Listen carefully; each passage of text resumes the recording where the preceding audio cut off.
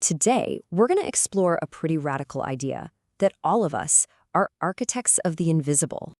So let's just dive right in with a question that might feel a little unsettling. Are your thoughts, the ones just floating around in your own head, are they really private? I mean, think about it. Most of us just go through life assuming our thoughts are fleeting, you know? A little flicker of worry, a quick idea, and then poof, it's gone. We figure they just vanish into thin air, totally powerless the second we forget them. But what if that's not the whole story? What if that's not how it works at all? You see, ancient wisdom traditions, they looked at our thoughts very, very differently.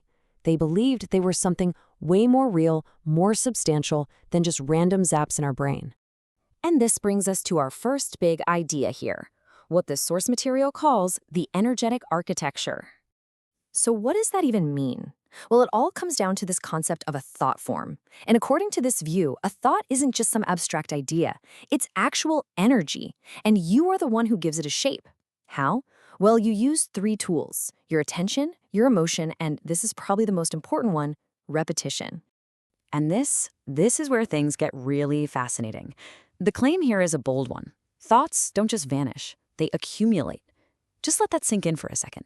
Every single intense thought you have doesn't just fade away. It's adding to something, building on itself. Okay, so what?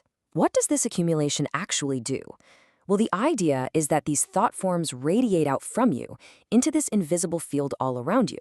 You ever walk into a room after an argument and it just feels heavy? Or another place feels incredibly light and peaceful?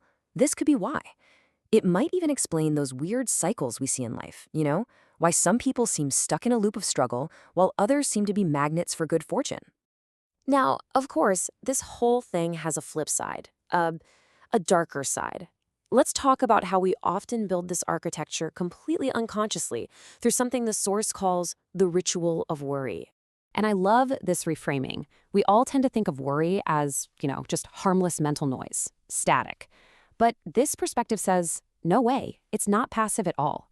It's an unconscious ritual, a repeated act of creation that we perform every single day without even realizing it.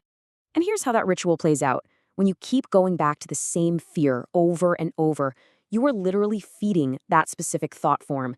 It grows stronger. It starts to color how you see the world.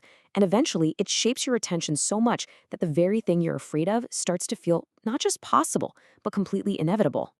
Okay, I know, that sounds pretty heavy, a little grim. But, and this is the crucial turning point, the exact same law, the very same principle of creation can work powerfully for you. And this quote just nails the shift in mindset. This isn't about wishing or hoping or passively begging the universe for a break. It's about you being an active participant. It's about consciously and deliberately building the energetic architecture of the reality you actually want to live in. So the big question is, how? How do we actually do that?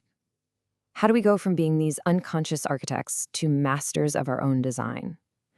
Well, that brings us to the practical part, the 2 steps to mastery. But before we get to the steps, we kind of have to be honest with ourselves, right? Most of us, we have these deep, deep grooves in our mind of self-criticism, of doubt. We build these negative thought forms day after day, and then we just shrug our shoulders and say, oh, well, that's just my personality. The source challenges that. It says, nope, that's not your personality. That's your programming. And the good news is you can change the programming. It really just boils down to this simple 2-step process. First, observation. You just become aware of the thoughts you're habitually building with. And second, intentional creation. You consciously choose a new thought, a better blueprint to start building from instead. So let's just break that down really quick. Step 1 is just about mindfulness. That's it. Just notice the loops that are on repeat in your mind. No judgment, just observation. Then, for step 2, you pick a new focus. Peace, strength, abundance, whatever it is you want to build. And then you feed it. You give it all the ingredients it needs: powerful emotion, clear visualization, and consistent repetition, until this new thought form just becomes the dominant one.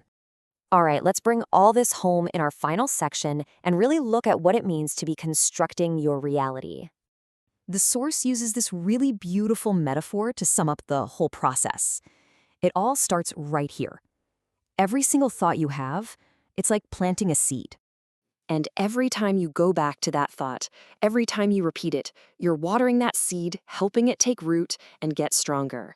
And every bit of emotion you attach to it, that feeling of love or faith or certainty, that's the sunlight. It's giving it the vital energy it needs to really flourish. And here's the payoff.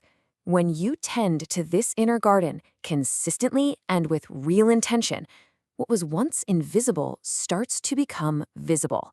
It blossoms into your actual, tangible reality. So the final question is really for you. If you are the architect and your thoughts are the building blocks, what are you constructing today?